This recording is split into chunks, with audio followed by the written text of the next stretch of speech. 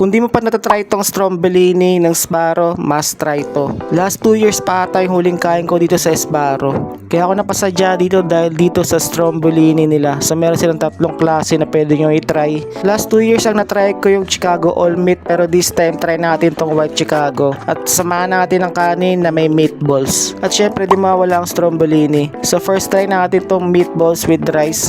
Yung lasa na ito straight up delata na Argentina meatloaf na may marinara sauce. Masarap ba? Sakto lang. So try naman natin tong White Chicago deep dish pizza. Pero bago yun, try muna natin tong potato wedges ng Sbarro. Typical na potato fries na malaki. Pero itong lasa ng White Chicago, medyo nakakaumay sauce kasi super dami. Kaya gumamit ako ng mga spices katulad ng garlic powder, chili flakes para sa konting kick. At syempre papartnerin din natin yan ng oregano para balance lahat.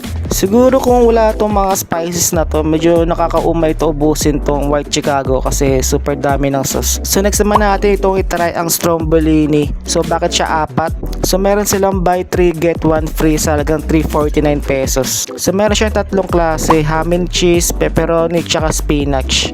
Ang nagustuhan ko sa tatlo yung ham and cheese, lalo na pagpapartnera mo ng marinara sauce. Kung ni-describe ko yung lasa na ito, para tong pizza na roll version. At ang panghuli syempre, hindi mawala ang desserts na Sans Rival. Yung Sans Rival nila, lasang Sans Rival naman pero kulang sa lamig. So hindi siya ganun ka-chewy. Kulang sa freezer. Yun lang, follow for more!